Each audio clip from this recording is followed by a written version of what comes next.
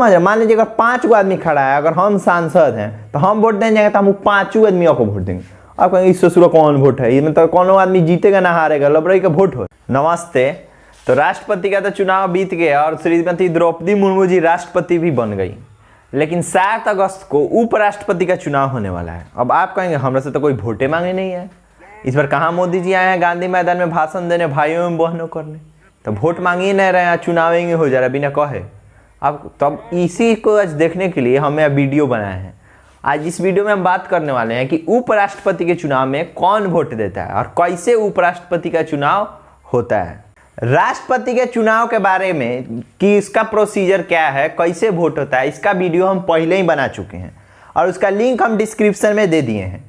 अब अगर हम बात करते हैं उपराष्ट्रपति के चुनाव में आखिर कौन वोट देता है, जब हम लोग वोट देने ही नहीं जा रहे हैं तो वोट कौन दे रहा है। तो उपराष्ट्रपति के चुनाव में वोट देते हैं लोकसभा और राज्यसभा के सांसद, निर्वाचित और मनोनीत दोनों ही सांसद उपराष्ट्रपति के लिए वोट करते हैं।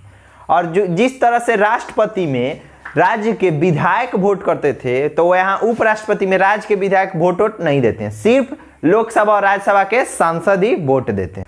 अब आप ये तो जान गए होंगे कि उपराष्ट्रपति के चुनाव में कौन वोट देता है। अगर मान लीजिए कहीं आपको मन हो उपराष्ट्रपति के चुनाव में खड़ा होने का, तब आप सोचिए कि आप उपराष्ट्रपति के लिए खड़ा हो सकते हैं कि नहीं। तो उपराष्ट्रपति के लिए कौन कौन से क्राइटेरिया है, तो इसके लिए सबसे पहला क्राइटेरिया है कि आप भारत के नागरिक होने चाहिए, आपका उम्र 35 साल होना चाहिए और आपके पास कोई भी लाभ का पद नहीं हो। लाभ के पद का मतलब हुआ कि आपके पास कोई भी सरकारी नौकरी नहीं हो। आप आराम से मंत्री रह सकते हैं, सांसद हो, विधायक हो, इससे कोई दिक्कत नहीं है। आप सांसद, मंत्री, विधायक रह के उपराष्ट्रपति के चुनाव के लिए नामांकन कर सकते हैं, लेकिन नौकरी रहेगा तो आप नामांकन नहीं कर सकते हैं। और वहीं एक और योग्यता है कि आपके अंदर इतना कैपेबिलिटी हो कि आप राज्यसभा के सांसद बन सकते हो। ऐसा नहीं कि कौन आदमी आया मुंह उठे कहा चल हमरा के उपराष्ट्रपति के हम फार्म भरवाते हम उपराष्ट्रपति बने। तो इसलिए आपके अंदर इतना योग्यता होना चाहिए कि आप राज्यसभा के सांसद बन सकते हो। अब आप नामांकन करने जाएंगे तो मान लीजिए ऐसे तो बहुत सारा सांसद है जो कि राज्यसभा के सांसद बनने का योग्यता रखता है, तो भीड़ हो जाएगा। तो इसलिए क्या किया गया है कि वो क्राइटेरिया और बढ़ा दिए गए कि जब आप नामांकन करने जाएंगे तो आपको 20 सांसद का करे कि आपके प्रस्तावक बने, माने वो जाके प्रस्ताव दे कि हाँ ये आदमी को उपराष्ट्रपति में खड़ा होना है। और वहीं 20 सांसद आपके समर्थन में हो, माने आपके लिए एकदम वोट देने के लिए तैयार हो कि हाँ हम इनका समर्थन करते हैं। समर्थन जानते हैं आप, गाँव में मुखियों के जब चुनाव होता है तो बहुत सारे लोग समर्थन में आ जाते हैं। उसके बाद आपके पास 15,000 रुपया जमानत राशि के रूप में होना चाहिए। समझ में आ गया। 15 अगर एक ऐसा वोट का क्राइटेरिया, अगर उतना वोट नहीं ला पाते तब का नहीं गाँव में सुनते कि मुखिया में खड़ा भेल ना जमानतें जब्त हो गया। तो यही जमानत के लिए आपको कितना रुपया चाहिए, 15,000 रुपये चाहिए। उपराष्ट्रपति के चुनाव में जिस तरह से हम लोग वोट करने जाते हैं, तो मान लीजिए हम अगर वोट देने का किसी सांसद को, तो हमारा एक वोट एक ही काउंट होगा। लेकिन राष्ट्रपति के चुनाव में भी क्या होता है कि जब कोई सांसद या विधायक वोट देता है तो उसके वोट का मान अलग अलग होता है। यह हम पिछले वीडियो में बता भी चुके हैं और लिंक उसका डिस्क्रिप्शन में आप देख लीजिए।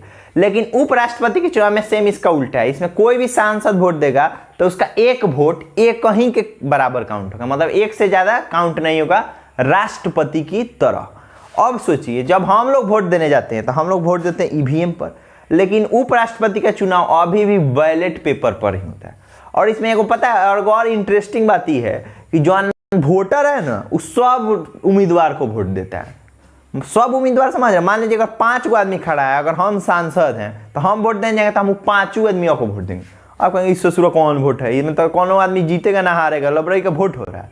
तो देखिए इसमें एक दिमाग लगाया गया है। इसमें क्या है ना कि अगर जो हम वोट देने जाएंगे, अगर 5 गो उम्मीदवार खड़ा है तो उसमें से हम प्रीफरेंस देंगे कि हम 1 नंबर में इनको देखना चाहते हैं, 2 नंबर में इनको देखना चाहते हैं, 3 नंबर में इनको देखना चाहते हैं। मतलब ऐसा ही क्या होगा, जितने सांसद है क्या करेंगे अपना अपना प्रीफरेंस देंगे।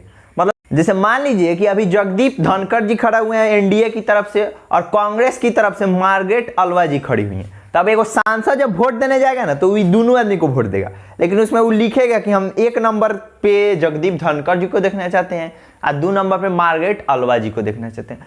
कहीं दूसर सांसद गए तो कहेगा ना हम 1 नंबर पे मार्गरेट आलवा जी को देखना चाहते हैं, 2 नंबर पे जगदीप धनखड़ जी को देखना चाहते हैं।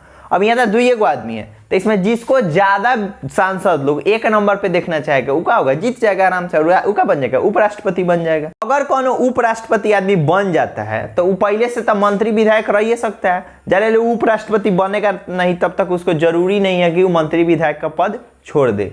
तो इसलिए क्या होगा कि जब वो उपराष्ट्रपति बन जाएगा तो मंत्री विधायक का पद क्या कर सकता है, त्यागना उसको पड़ जाएगा। ठीक है, हम लोगों की तरह नहीं कि एगो नौकरी में है या दूसरे नौकरी में जाना है तो उस वाले से एनओसी लेके आना है, उस सब लोग को जरूरी नहीं है, क्योंकि वो नेता है भाई।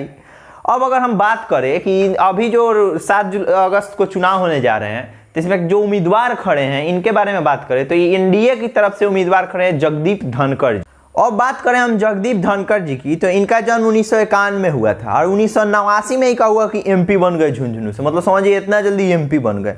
अभी तक लोग यहाँ लोग विधायक नहीं बन पा रहा है इनके एज के, लेकिन 1989 में क्या हुआ कि एमपी बन गए। फिर 1993 में ही एमएलए बने और फिर 2019 में इनको बीजेपी उठा के ले और गवर्नर बना दिए, कहाँ का, वेस्ट बंगाल का। और फिर अभी देखिए रहे हैं कि इनको उपराष्ट्रपति चुनाव के लिए एनडीए का किया कि खड़ा कर दी है। अब वहीं दूसरी तरफ बात करें मार्गरेट आलवा की तो इनका बहुत बड़ा राजनीतिक करियर है।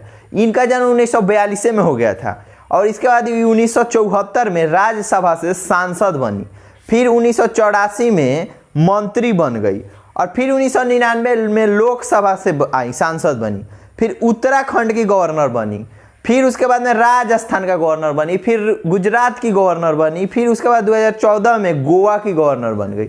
अब आप कहेंगे कि इसमें जीतेगा कौन, तो एकदम लिख के ले लीजिए कि अब की बार इसमें जगदीप धनखड़ जी ही जीतने वाले हैं। क्या कि एनडीए के पास सांसदों की संख्या बहुत ज़्यादा है कांग्रेस और अलग दलों के मुकाबले, तो इसलिए ज़्यादातर चांस है जगदीप धनखड़ जी भी बनेंगे। लेकिन अब हो सकता है कुछ भी हो सकता है, लेकिन जगदीप धनखड़ जी के बनने का चांस सबसे ज़्यादा है। आई होप कि आपको वीडियो समझ में आया होगा और ये भी पता चल गया होगा कि कैसे उपराष्ट्रपति का चुनाव होता है। फिर मिलते हैं नेक्स्ट वीडियो में। जय हिंद।